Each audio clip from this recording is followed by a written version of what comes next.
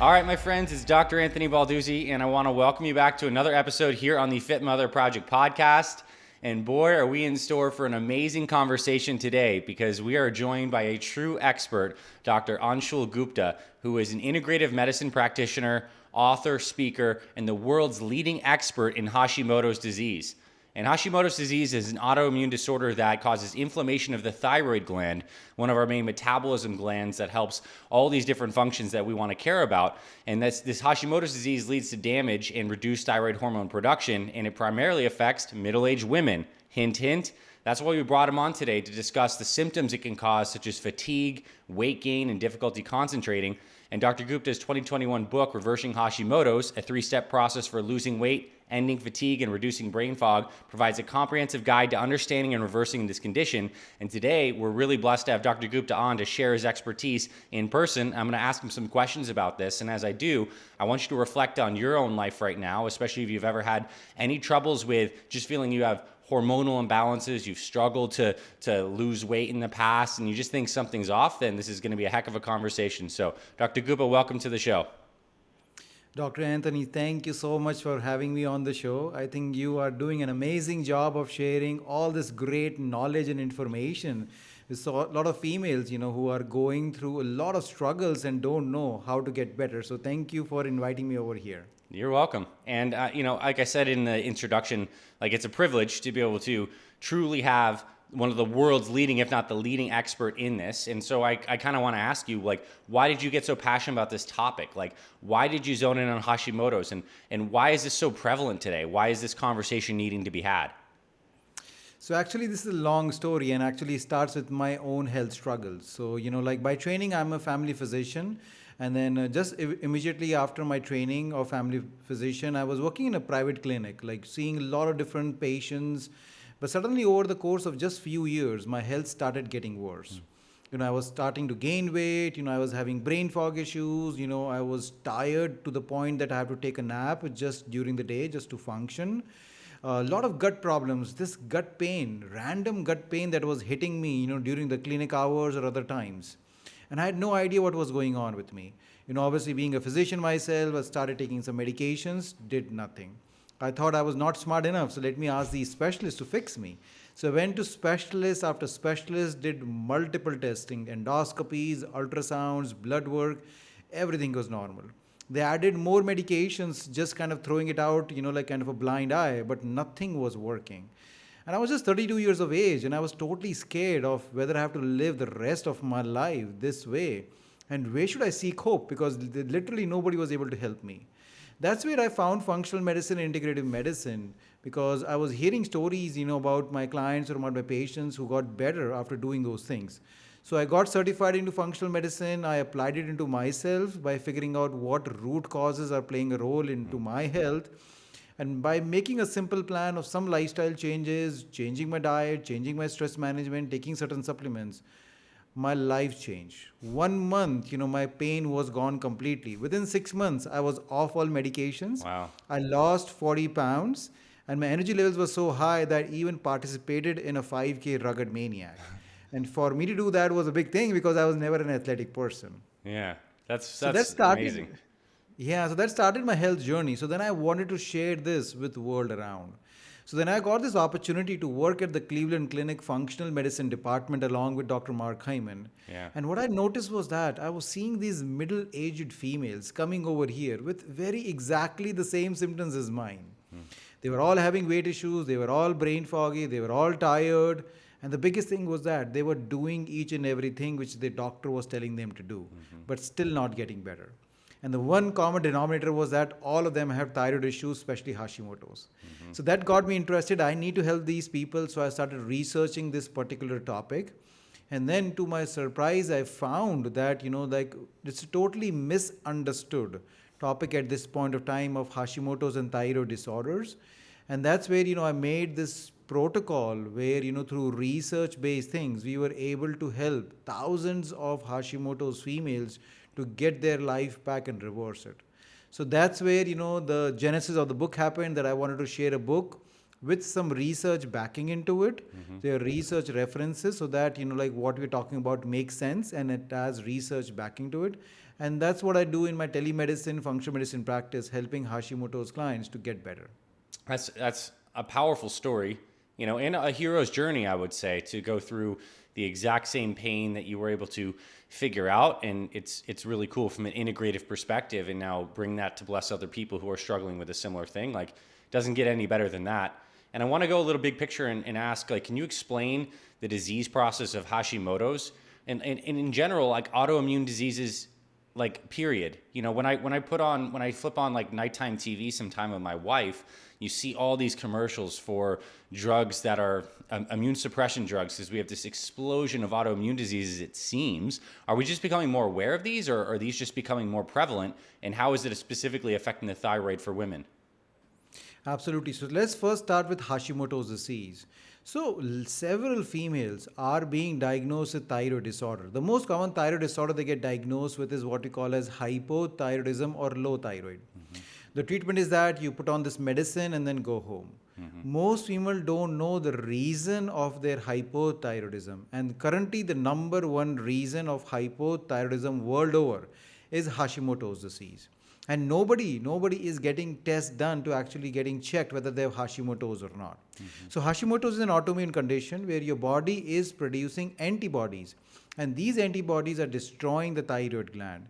And this is a very slow process. So this might take months to years of destruction of the thyroid gland, slow and slowly. And then eventually this Hashimoto's leads to hypothyroidism or low thyroid. And that's where, just the one blood test that we do, the TSH, that picks up that, okay, well, your thyroid is not functioning. Let's put you on this thyroid hormone to fix the problem. And in horror, more than 60% of females who are taking this medicine continue to suffer from symptoms even after taking this medicine. Because what they don't know is that Hashimoto's disease is an autoimmune condition, and this medicine is just a band-aid giving you extra thyroid hormone. It is not doing anything for the underlying process of inflammation, autoimmunity, or these antibodies. Right. And that is the reason conventional doctors are not checking these antibodies for Hashimoto's disease, because they don't have a medicine to fix it yet. So that's the problem with this Hashimoto's disease. And as you said, autoimmune conditions are skyrocketing. Yes. It is not only that we are diagnosing them more or we are looking for them more, even for Hashimoto's disease. So the first time thyroid disorders were discovered, the low thyroid or hypothyroidism, 80% of patients, the reason of hypothyroidism was iodine deficiency. And it was not Hashimoto's. So everybody, we started this national campaign of adding iodine to our salt and to fortified food. And coming now, we thought that the incidence of hypothyroidism will improve. It will go low. But it is doing the opposite. Incidence of hypothyroidism has actually increased, because now the number one reason of hypothyroidism is Hashimoto's disease. We don't see low iodine deficiency. Very rarely, maybe 5 to 10% of people will have iodine deficiency. Everybody has Hashimoto's disease, which is causing it. Yeah. So certainly we are seeing an increase of autoimmune diseases world over, all different kinds of it. And what people don't know is that Hashimoto's disease is the number one autoimmune condition world over, and we are not even checking for it. So this is an autoimmune condition with a lot of people not even aware that they have it. So that's the worst part about it. And I think the increase in the incidence that we are seeing in autoimmune conditions has to be related with our environment. Now the research suggests one thing. Autoimmune conditions, whether Hashimoto's or rheumatoid arthritis or anything, it happens because of interplay between a person's genetic makeup and the environment around them. Yeah. Now, a lot of people will blame the genes. Oh, well, it's my genes. That's the reason we got it. Well, but there are several people, they don't have family history of these autoimmune conditions. They are getting it, right? So it is not only the genes, it is mainly the environment that we are all getting exposed to, which is causing this, increase in autoimmune conditions. Yeah, that's a beautiful answer. I want to ask one quick question, then I want to go deeper into the genes environment interaction. If someone were curious, maybe they are taking some kind of thyroid medication and they believe they just had simply hypothyroid, what kind of blood test should they ask their doctor for to investigate Hashimoto's more deeply?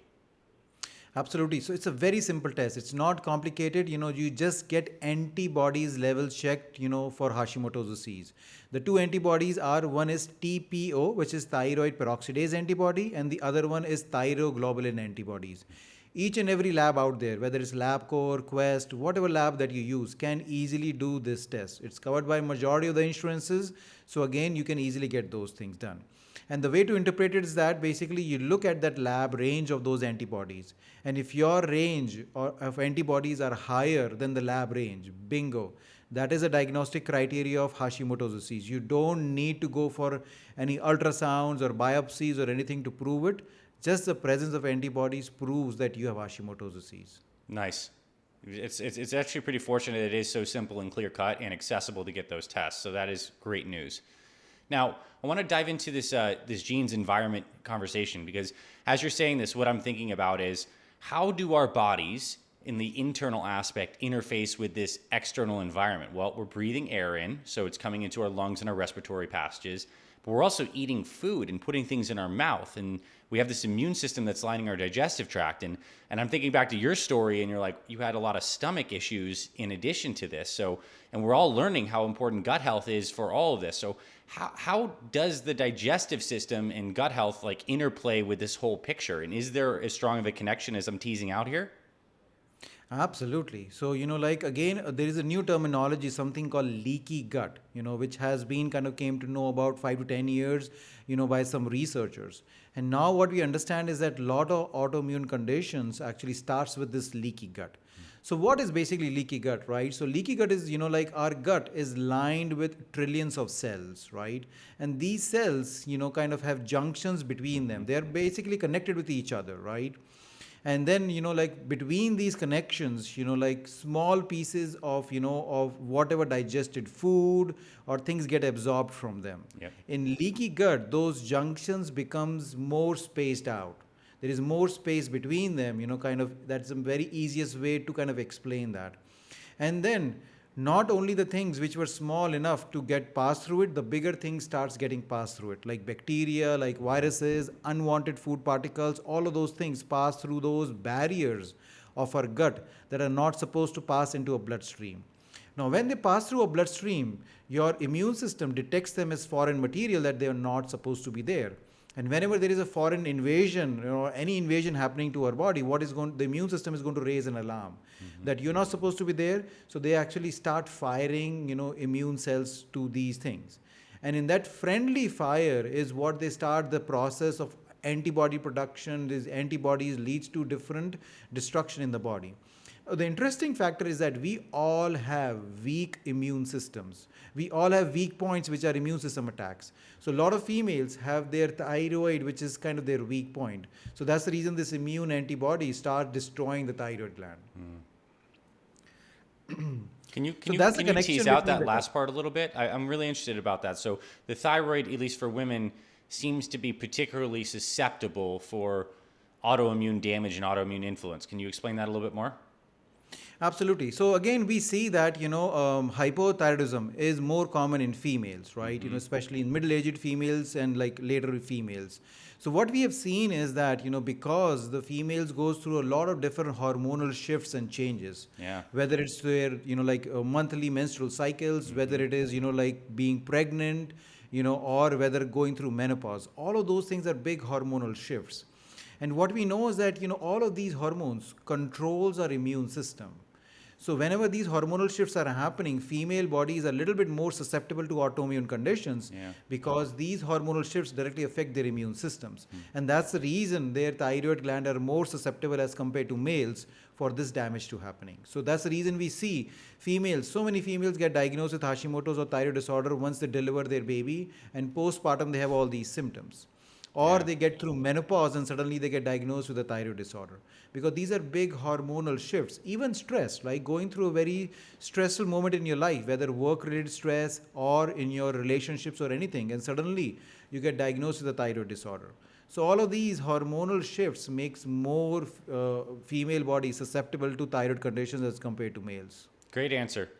And I want to ask you now, like to get more into the treatment side of things, how does an integrative medicine practitioner like yourself and your approach different from conventional standard medicine when it comes to treating an autoimmune based thyroid disease, Hashimoto's? So again, as I said, if you go to your regular doctor, which I am also a regular doctor, I am not bashing any regular doctor You're over here. both. This is nice. Yes, I am both. So that's nice, right? But our training is very limited. Our training is that okay, if you have Hashimoto's disease, they are going to wait until your thyroid gets destroyed and cannot produce enough thyroid hormone, right? And the only treatment is that they're going to put you on this thyroid hormone. They're going to measure your TSH. If your TSH is within range, bingo, that's it. Nobody cares about your symptoms, how you're feeling, because they don't know what else to do to get you better, right? And then eventually your thyroid goes to this slow death because your Hashimoto's, these antibodies are destroying your thyroid gland. While an integrative or a functional medicine, what we do is that we actually work on these underlying root causes that are causing triggering of these antibodies that are related to Hashimoto's disease. We work on those underlying causes and we actually reduce the inflammation, we reduce the antibody levels in the body so we can safeguard your thyroid gland. In some instances, we are able to reverse it to the point that sometimes people don't even need medicines.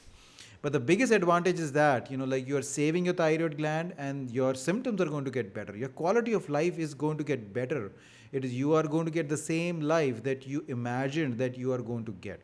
Yeah. So improving the quality of life, improving thyroid numbers, improving inflammation, all of these things, is what people get when they work with an integrative or a functional doctor. Nice. And I can see with the conventional approach, if the thyroid were to simply be destroyed and then you take exogenous thyroid hormone, you still have this underlying inflammatory process at work. And who's to say that it doesn't manifest in, joint issues, just general fatigue and malaise and maybe a more susceptibility for certain cancers if this is not fixed. And on the other side, when you do treat Hashimoto's holistically, integratively, you're also just generally improving all health parameters. So what kind of supplements and natural therapies are like key tools in the toolbox to help someone reduce inflammation, balance the immune system, and save the thyroid?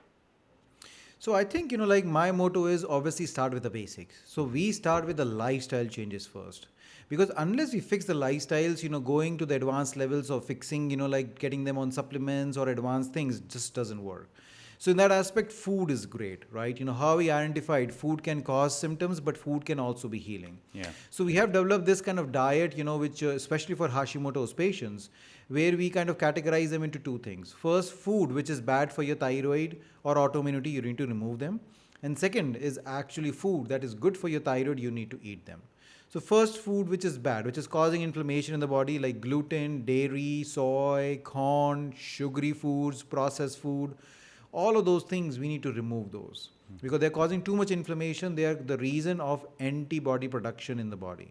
So that's first, those needs to go away. And then we need to include food which are healing for your thyroid, which includes a lot of non-starchy vegetables. All of these vegetables have tons of antioxidants over there. They have good carbohydrates in there. They keep your gut in good shape. So tons and tons of non-starchy vegetables. Now, again, a lot of people are scared. Well, I have been told not to eat vegetables, especially cruciferous vegetables, because they're goitrogens or they're bad for my thyroid. Again, that was an old thinking when iodine deficiency was the main reason. Yeah. Because this was again, a research study done in rabbits where, like they were eating, like some carrots or cruciferous vegetables and their ability to absorb iodine from the food decreased. And that's the reason, they were concerned about it. But right now, the main concern is Hashimoto's disease. And we have some research studies done which shows that all of these non-starchy vegetables actually reduce inflammation and improve thyroid numbers in Hashimoto's disease. So absolutely, there is good reason to consume all of these vegetables to support your thyroid gland. Good quality protein is the next one. Eating a lot of fish, turkey, chicken, those are great, good quality proteins. Lot of good quality fats. Again, in our industry, we have actually shied away from fat. Every fat is bad. No, we know there is good fat and there is bad fat. So leave the good fat, leave the bad fat alone, and then eat good fats. Avocados, a lot of nuts and seeds, almonds, walnuts, chia seeds, flax seeds, all of these good fats are needed by your thyroid gland to function well. And then gluten-free grains, maybe quinoa or brown rice, in a limited quantities, those are also fine. So these are all thyroid healing foods. They are going to lower inflammation in the body and lower the antibodies. So this is the cornerstone of our program, that anybody who works with us first need to improve their diet and lifestyle so that they can get better. Once they have done these basic things, then we move on to the advanced things.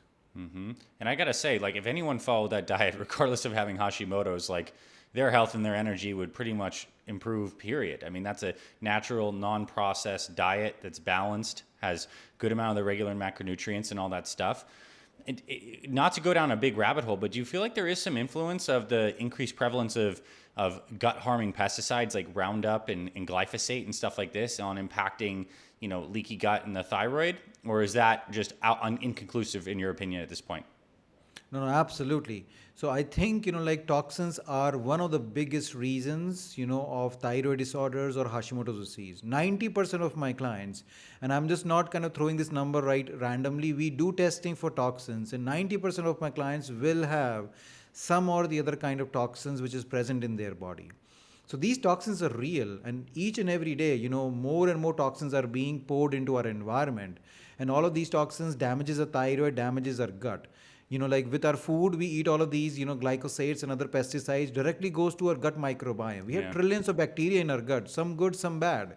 They are leading to the destruction of the good bacteria which is present in the gut. When the good bacteria goes away, then that leaves a hole in your gut, which can be filled up by bad bacteria, right? So suddenly, over the course of years, we see that there is dysbiosis condition where you have less of the good bacteria and more of the bad bacteria.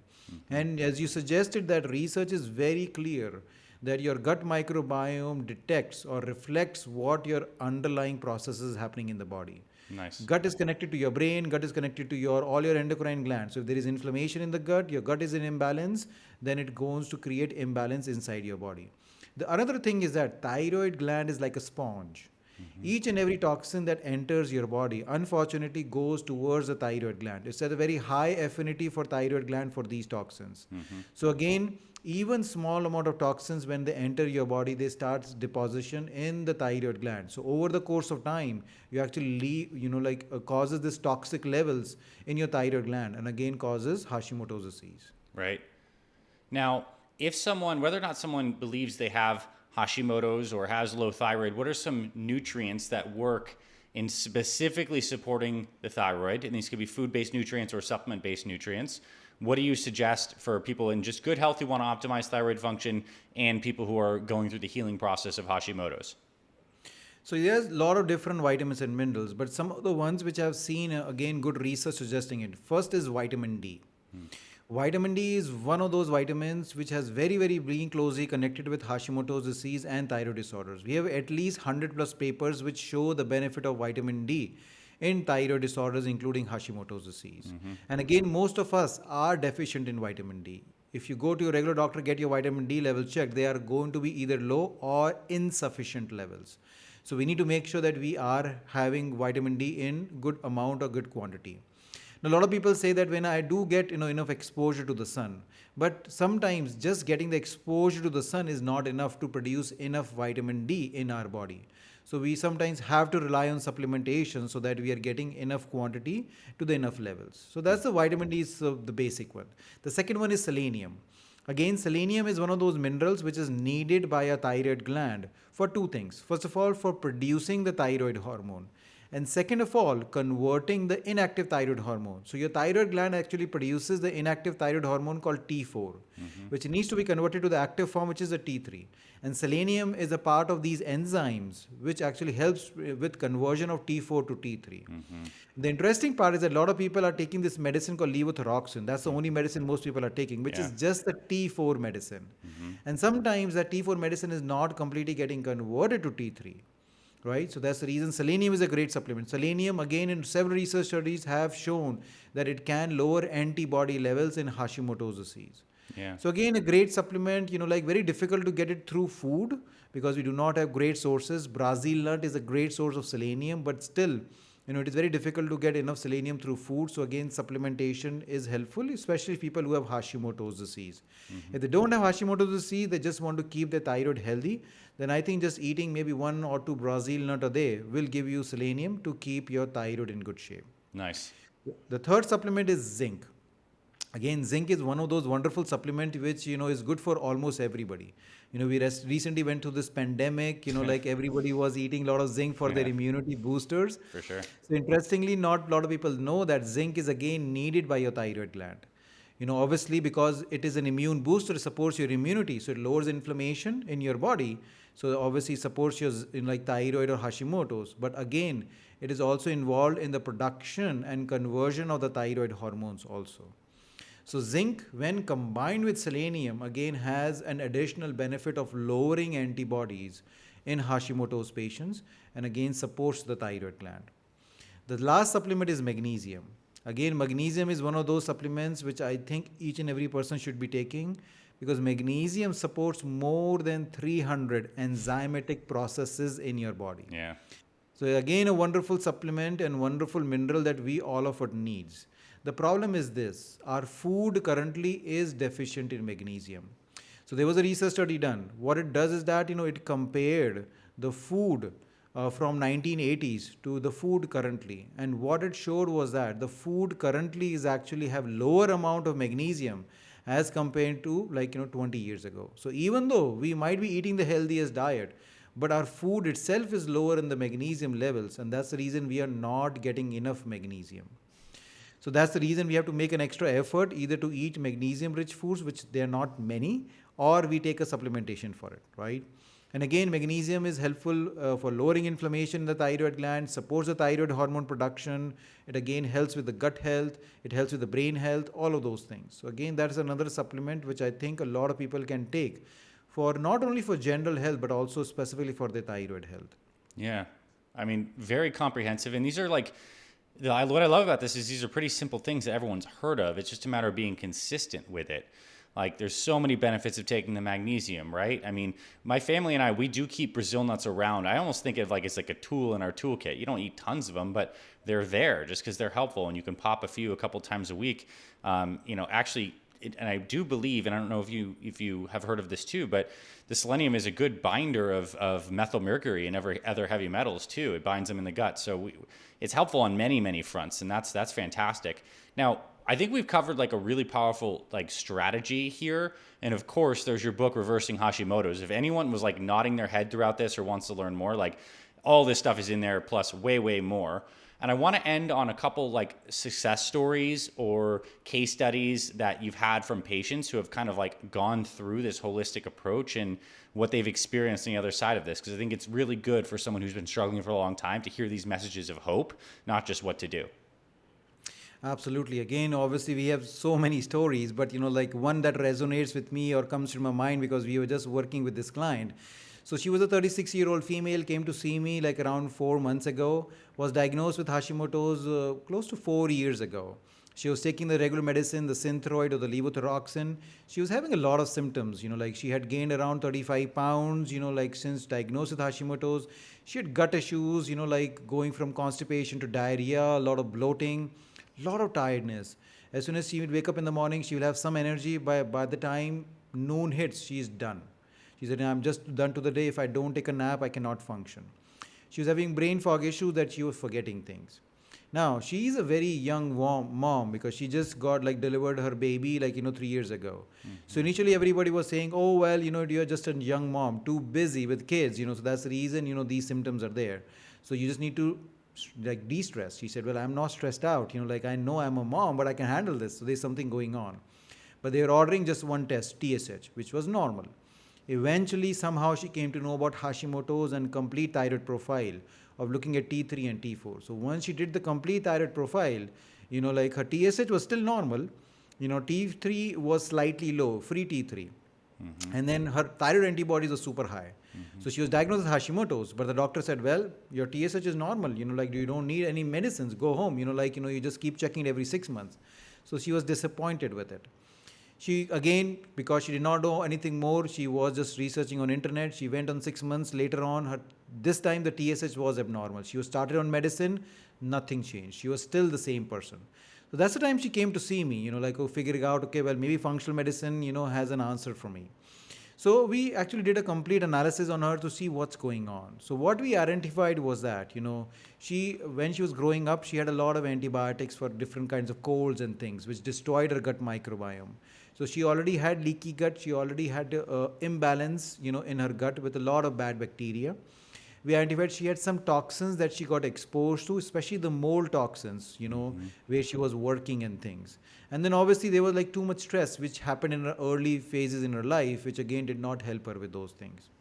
Then we kind of made a very stepwise plan, like we made change her diet, we kind of put on a stress reduction techniques, sleeping better techniques, put on a series of supplements based on all the things that we found which were wrong for her. And then within 3 months, she was feeling better. She already lost 15 pounds. Her energy levels were so good that she doesn't have to take a nap. Her brain fog is gone. She's actually completely a functional person. So that was great. Then she went to her endocrine doctor and she repeated the blood work. Her antibody levels, which were 1100, now came down to almost 90. Wow. She got a call from an endocrine doctor's office saying that, there is a lab error. We want to repeat the labs. And she said, why? What happened? They said, well, your antibody levels, which were like 4 months ago to 1100, they are only 90. So that is not possible. I think this is a lab error. She said, no, I'm working on to get them down. She said, no, that doesn't happen. We want to repeat it. She said, I'm not paying for it. She said, that's okay. We'll make your insurance pay for it, but repeat it. She repeated the blood test and it was still the same 90. Her doctor flipped out. She said, I have never seen this happening. That, like from 1100 it went to 90 in just these 3 to 4 months. She said, well, I'm working with this functional doctor and then I'm doing these things. I'm feeling better. Look at the scale. I already lost 15 pounds. And he was still like, well, maybe it is working for you. I don't believe in it. You still have to take the medicine. And she was like, really? You're seeing a difference in me and you're changing me. This is like the lab values are changing and still cannot believe it. So he did not believe into it. He said, well, if you're doing it, good for you. Go ahead and doing it. She was like, I was so disappointed. I thought maybe now there is a hope for other people that this doctor is going to share that you can do so much more to take control of your disease. So this is the sad phase that a lot of, conventional doctors are still not open to the possibility that you can actually lower the antibodies, reverse this condition and make people feel better. Yeah. But we see it each and every day.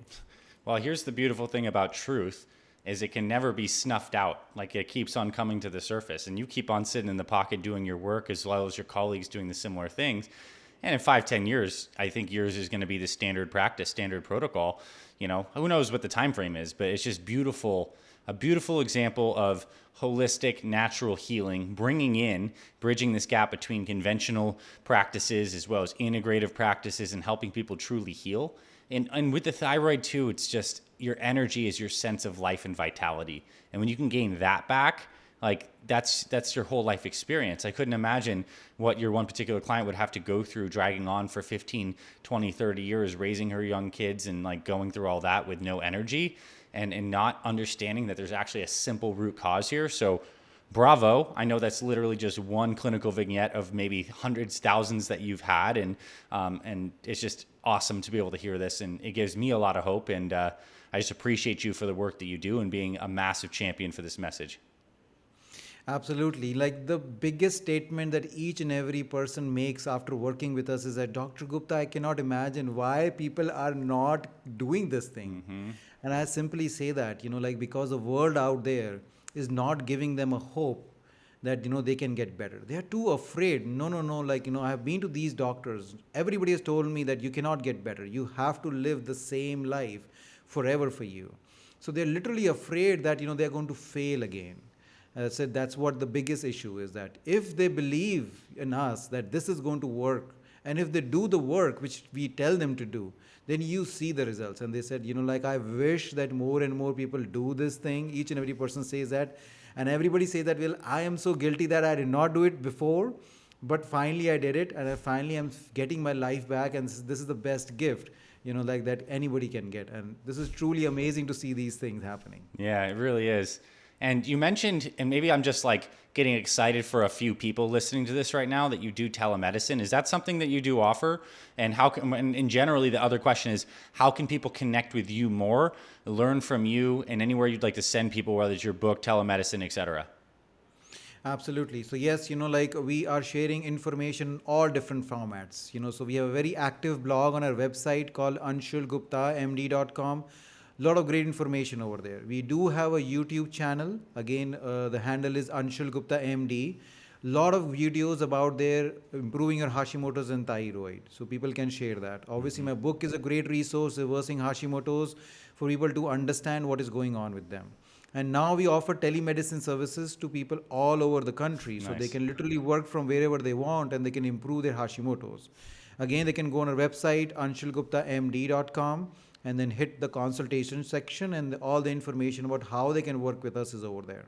Nice. And we'll have all these links in the show notes as well to make it convenient for everyone.